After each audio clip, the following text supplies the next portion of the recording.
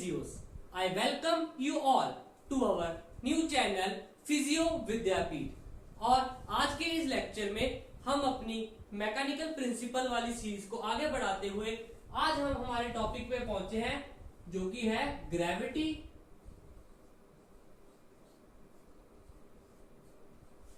And centre of gravity.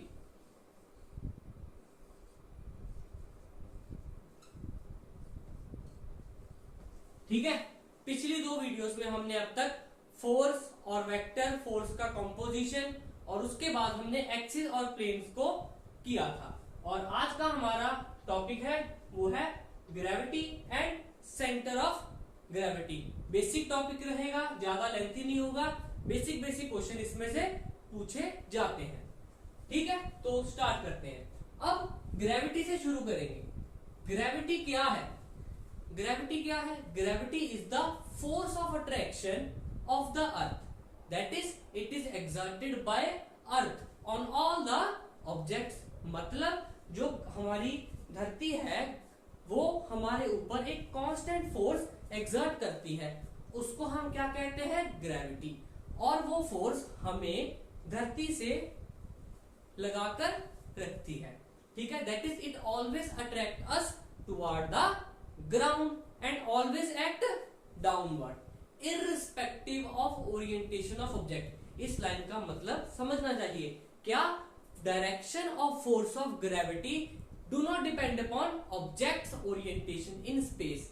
मेरी body चाहे ऐसे है, फ्लेक्शन कर रहा हूं, एक्सटेंशन कर रहा हूं, एबडक्शन कर रहा हूं, कोई मायने नहीं दिखाया जाएगा। जो बात है, जो ग्रेविटी है वो हमेशा एक ही डायरेक्शन में, that is toward the ground he act करेगी। सो ग्रेविटी लिखा जाए अब इसको। Gravity is the force exerted by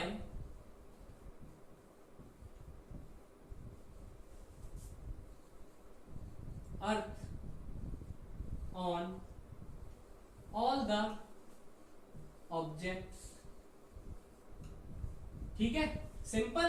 gravity is the force which is exerted by the earth on all the objects. उसके बाद 2-3 पॉइंट्स। इसका जो डायरेक्शन है वो क्या है? इररिस्पेक्टिव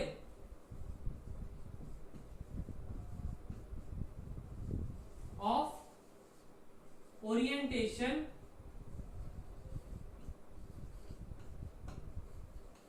ऑफ ऑब्जेक्ट, यानी कि ऑब्जेक्ट के ओरिएंटेशन पे ग्रेविटी का कोई असर नहीं। मतलब उसकी डायरेक्शन वही रहेगी, direction will not change. Example के तौर पे ये एक बॉल है और ये हमारा ग्राउंड है, इस पे एक फोर्स नीचे को लग रही है।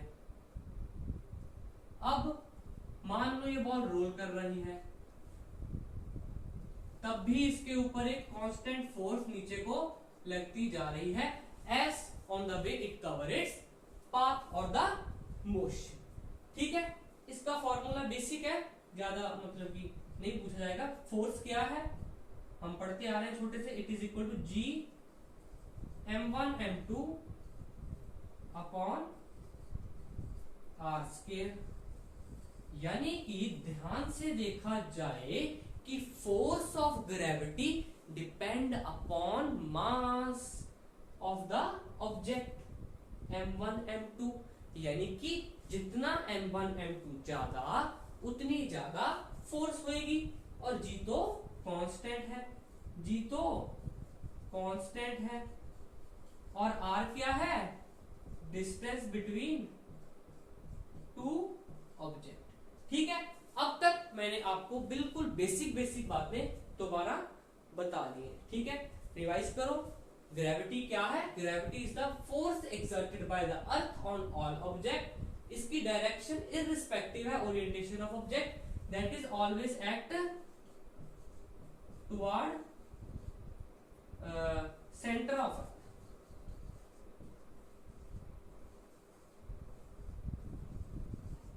या हम लिख सकते हैं सीधा इसको डाउनवर्ड, सिंपल।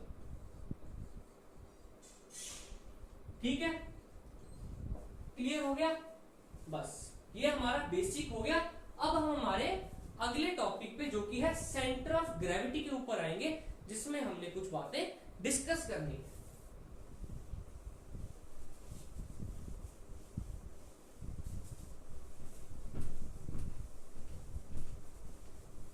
चलो हो गया।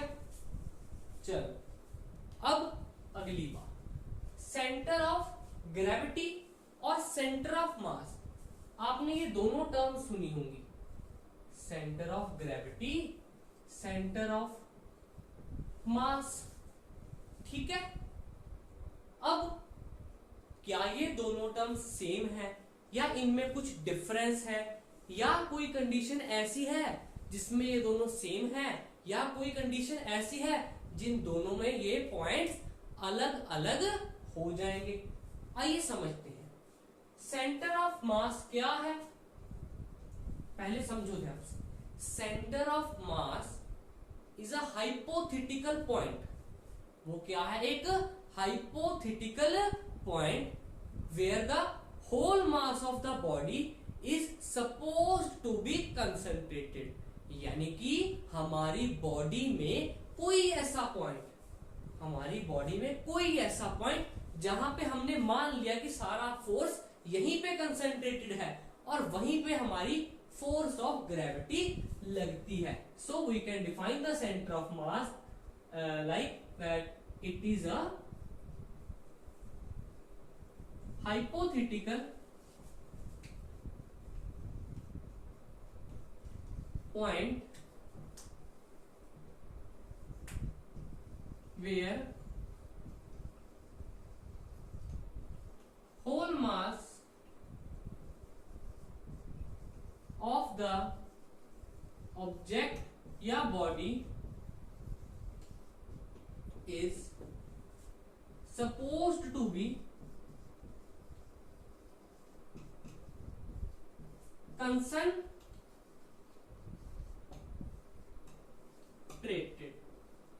क्लियर? सेंटर ऑफ मास की डेफिनेशन क्लियर हुई। It is a hypothetical point. ये क्या है? हाइपोथेटिकल है।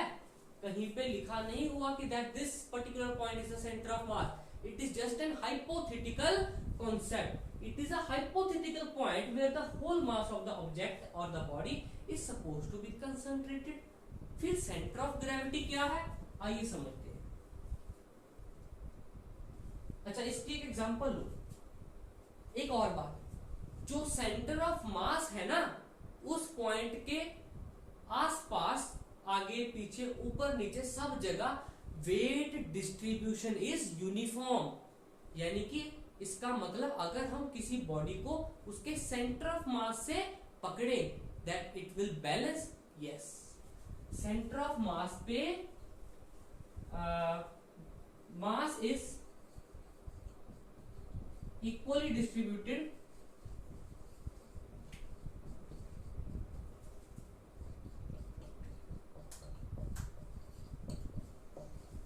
ठीक है, यानी कि सब जगह इसके मास जो है इक्वली डिस्ट्रीब्यूट होगा। अब सेंटर ऑफ ग्रेविटी की बात करेंगे। ये क्या है? It is point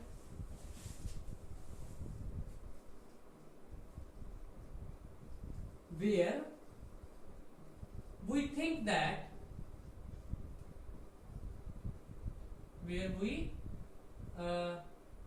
it is a point where we think that the force of gravity acts.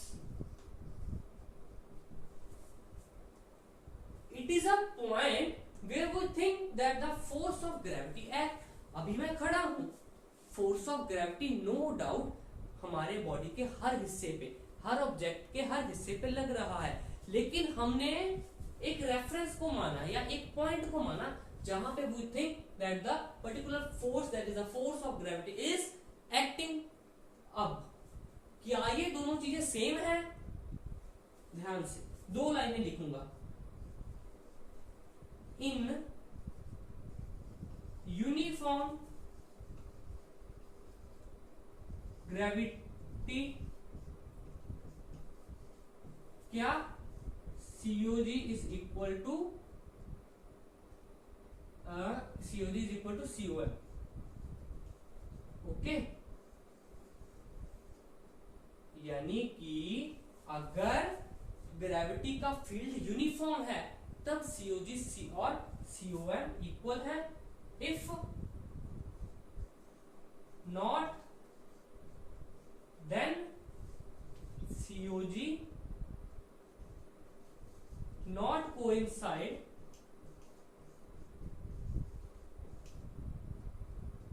COM।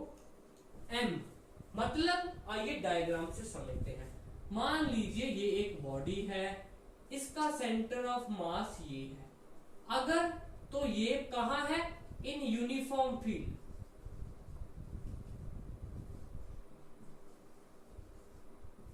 ठीक है, तो क्या है? यही पॉइंट इसका क्या है? सेंटर ऑफ मास। यही पॉइंट इसका क्या है? Centre of gravity. उसके बाद अगर यही बॉडी कहां में है? नॉन यूनिफॉर्म, देन ये पॉइंट सेंटर ऑफ मास है और centre of gravity not coincide with it.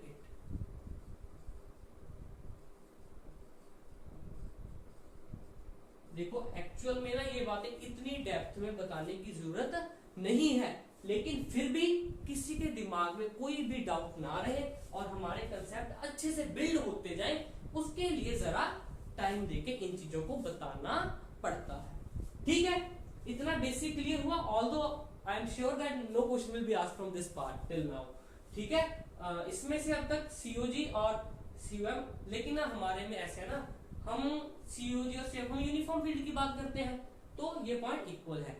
और अब हम इन चीजों को ह्यूमन बॉडी में विजुअलाइज करेंगे, एनालाइज करेंगे, और अब यहां से हमारा मेन पार्ट स्टार्ट हो रहा है। ठीक है, लेक्चर का। ठीक है, this was only the basic so as to build your concept. Okay, बस अब हमने ह्यूमन बॉडी का सेंटर ऑफ मास या सेंटर ऑफ ग्रेविटी देखना है, फिर देखेंगे उसमें कोई वेरिएशन या चेंज हो सकता है या नहीं हो सकता, और हम डिफरेंट डिफरेंट बॉडी का सेंटर ऑफ मास फाइंड कैसे कर सकते हैं। चलो अब पहले चलो फाइंड कर लेते हैं हाउ टू फाइंड। चलो how to find centre of mass, जिसको हमने क्या मान लिया? Centre of gravity. कैसे करें फाइंड? क्या तरीका है इसका? We use the plumb line method. We use the plumb line method. ठीक है, इससे पहले एक और था, सेंटर ऑफ ग्रेविटी या सेंटर ऑफ मास। अब देखना, अगर तो body, if the body is symmetrical, अगर तो बॉडी सिमेट्रिकल है तो सेंटर ऑफ मास या सेंटर ऑफ ग्रेविटी कहां पे है? Is at geometrical centre. कहां पे है? Geometrical centre. चलो, यानी कि अगर आपको कोई अब सिमेट्रिकल बॉडी दे, उसका सेंटर ऑफ मास फाइंड करने को बोले, आप 1 मिनट में निकाल दोगे। एग्जांपल अभी बता देते हैं। मान लो ये है एक रेक्टेंगल। ओके, तो इसका ज्योमेट्रिकल सेंटर क्या? डायगोनल। डायगोनल जहां पे मीट वो है इसका COG या COM। क्लियर? अब सर्कल है, 2 डायमीटर बनाए, ये क्या है इसका? COG या COM। अगर कोई रॉड है, इसका सेंटर ये मान लो 10 सेंटीमीटर, 5 पे क्या है इसका? COG या COM। ठीक है, COG या COM। क्लियर? लेकिन अगर बॉडी क्या है, एसिमेट्रिकल, तो एक लाइन में इसको फिनिश करेंगे। द सेंटर ऑफ मास, या जिसको हम सेंटर ऑफ ग्रेविटी बोल रहे हैं, lie toward heavier end, simple, heavier end. यानी कि अब आपको कोई असिमेट्रिकल बॉडी दे तो हमारा सेंटर ऑफ मास कहां पे है, toward the asymmetrical, toward the heavier and. For example ये कोई बॉडी है, अब इसका सेंटर ऑफ मास निकालना है, डायगोनल मारेंगे नहीं मिलेगा, तो इसमें अब ये पार्ट हैवी लग रहा है कि वो वाला, ऑब्वियस है दिस वन, तो इसका सेंटर ऑफ मास कुछ यहां पे होगा,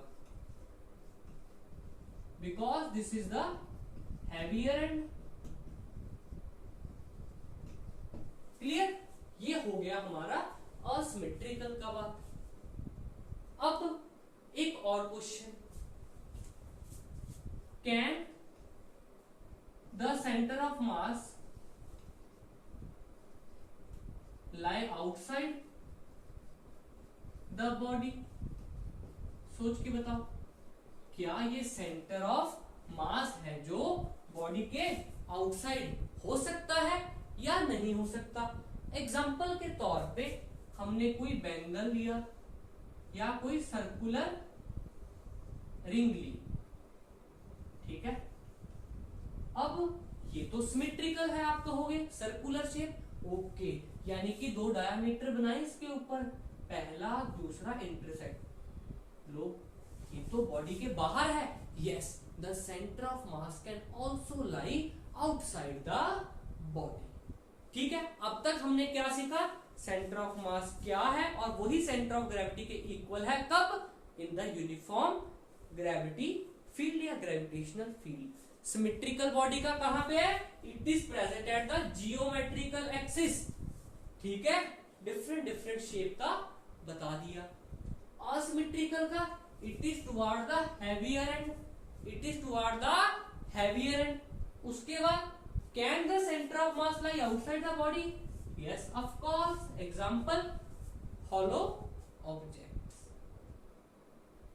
अब ये जो हैवियर वाला हमने कंसेप्ट पढ़ा असिमेट्रिकल, इसीलिए हम यूज करते हैं क्या, प्लम्ब लाइन मेथड।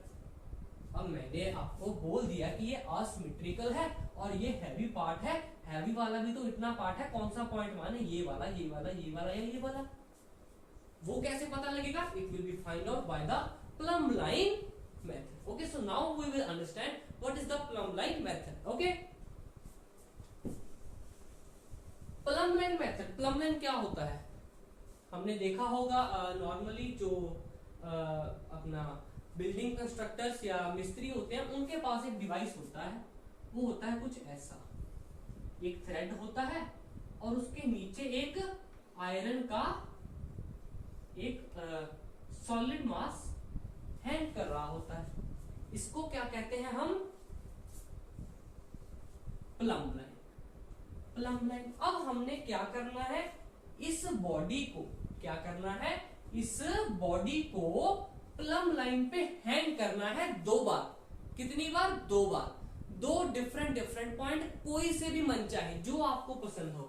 चलो हम लेते हैं 2 पॉइंट इसके ऊपर, पहला चलो लिया हमने पॉइंट 1, दूसरा कौन सा ले, चलो ये वाला ले लेते हैं, आपने कहा ये वाला, हमने ये वाला ले लिया। क्लियर, तो आओ इसको वहां पे ड्रॉ करते हैं। जब मैंने पहले पॉइंट से इसको हैंग किया तो ये कुछ ऐसा हो गया, कैसा हो गया, ऐसा। तो अब हमने इसके ऊपर एक लाइन बना दी, चलो उसको लेट्स रीड्रॉ दिस हेयर, ये है कुछ ऐसा, और वो लाइन बनी मान लो सीधी ऐसी, ठीक है, ओके। अब इसको इस पॉइंट से वो करेंगे, हैंग करेंगे, चलो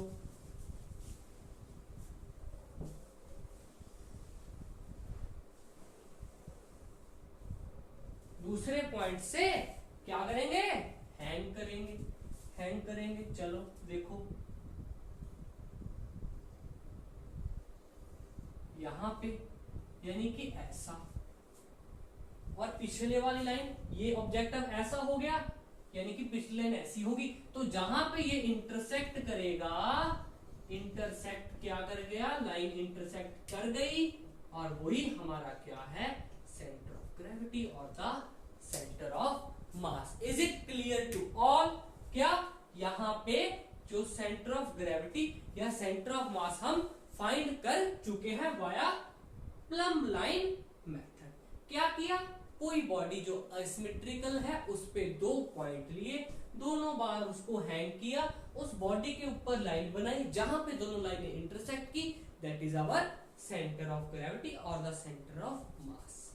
clear? So now we will discuss about the center of gravity or the center of mass of our human body. Okay, and we will try to explore that is there any variation in the center of mass with respect to change in position. Okay, so let's move on to that.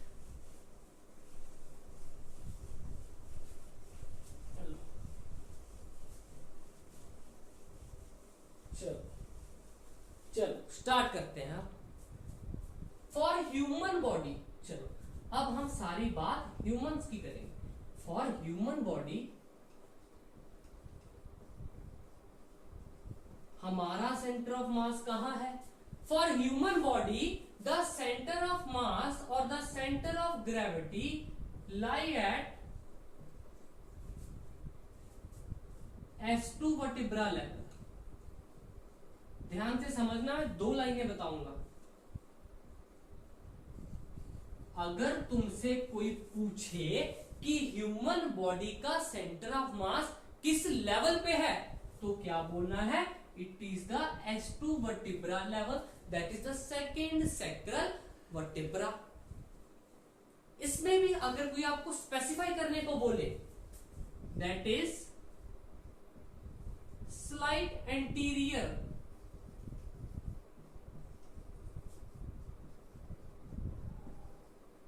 To sacrum. ठीक है, S2 vertebra के level पे है, लेकिन sacrum के जरा anterior. मान लो this is the sacrum, this is the S1 and this is the S2। It is at S2 level but it is slight anterior to the S2 vertebra level. Clear है? मान लीजिए ये हमने बनाया हमारा सैक्रम, ठीक है, S1 S2 S5 and it is the coccygeal region. Okay, and this is S2। इसके कुछ यहां पे है एंटीरियर टू S2। क्लियर? ये क्या है हमारा सैक्रम।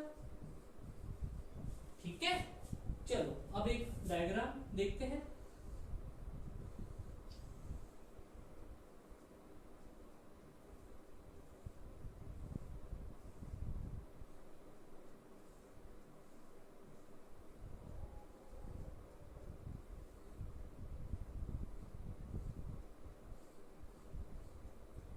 बन गया हमारा डायग्राम।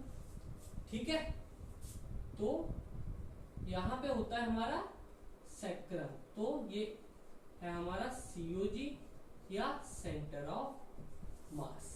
क्लियर है? तो अब हम बात करेंगे आगे कि क्या ये यहीं पे रहेगा हमेशा?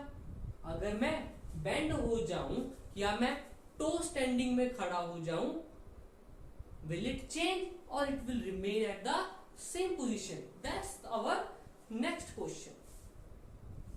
देखो सिंपल बात है, अगर तो बॉडी है रिजिड तो उसका सेंटर ऑफ मास या सेंटर ऑफ ग्रेविटी चेंज होना that's not much possible. But as our human body not always remain in the anatomical position. ये हमने अभी तक एनाटॉमिकल पोजीशन की बात की है। इसकी बात की है एनाटॉमिकल पोजीशन। ठीक है ना।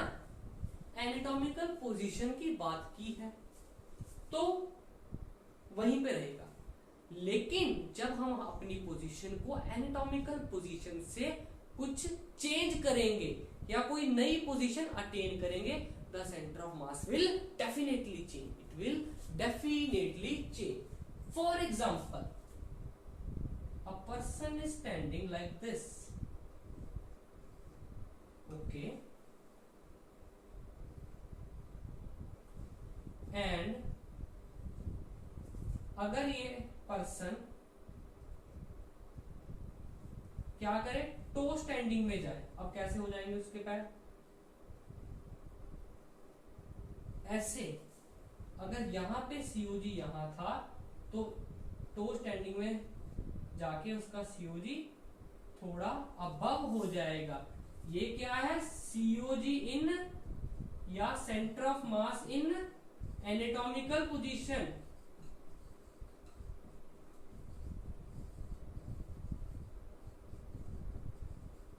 और ये क्या है, इन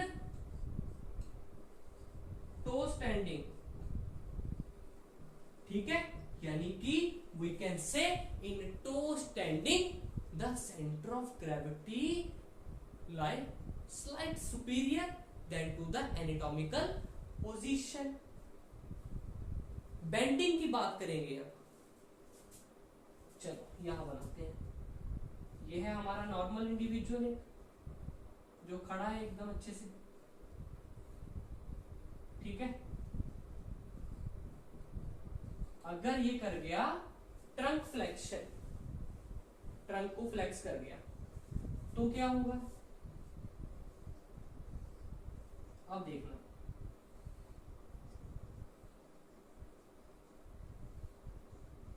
ओ फ्लेक्स करना है ना इसको,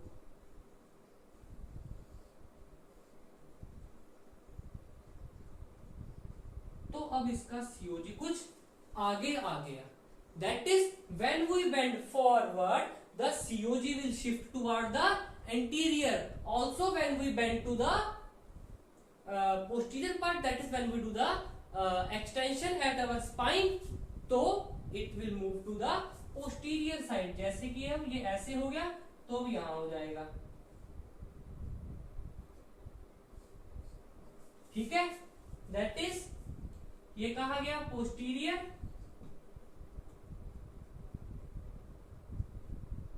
यहां पे, ठीक है, पोस्टीरियर, और ये कहा गया एंटीरियर, ठीक है। So this is slight variation in the centre of मास, ठीक है। टो स्टैंडिंग में it will go upward, that is upward displacement, in the trunk flexion, forward trunk extension, backward or the posterior shift of the center of mass। अब हम बात करेंगे क्या हमारी as का कोई सेंटर ऑफ मास के ऊपर इफेक्ट है। जब हम छोटे थे, 5 साल के, 2 साल के, 6 महीने के, क्या उसमें सेंटर ऑफ मास में वेरिएशन रहेगा या नहीं। This is the last part of our today session, okay.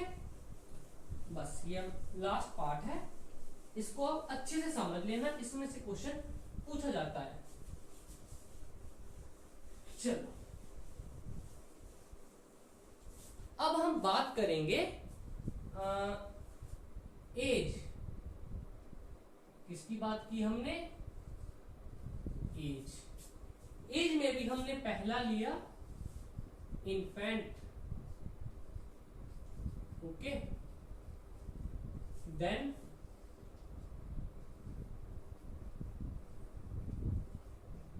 6 months old, then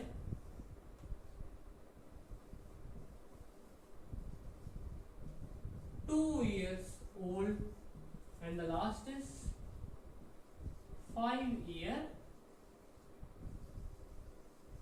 old।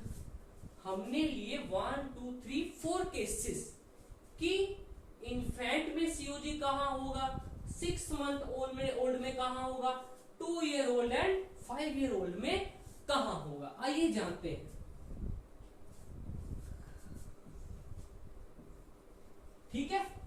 In the infant the centre of gravity और centre of mass lie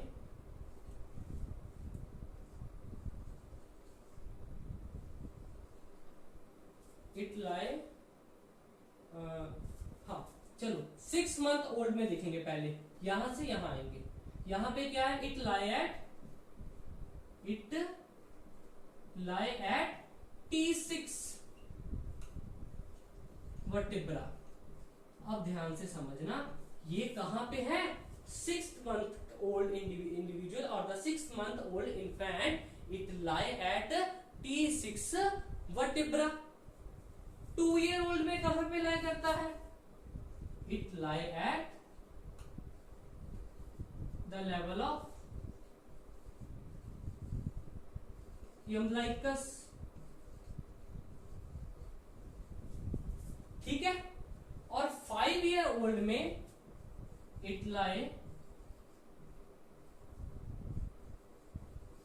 below umbilicus।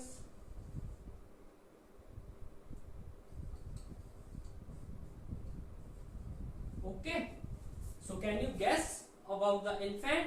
It lie not below, it lie above umbilicus level। Okay, clear? So this was the last part। आइए इसको revise करते हैं। As के हिसाब से infant में it lie above umbilicus, 6 month old it lie at the level of T6 vertebra, 2 year old it lie at the level of umbilicus, and at 5 year it lie below the umbilicus। को याद कैसे रखना है, बस ये याद रखना है हमने। 6th मंथ में कहां लाई कर रहा है, T6 पे, 2 year old में at the level of umbilicus, and 5 year में it is below umbilicus, and यहाँ पे it is above umbilicus। Clear?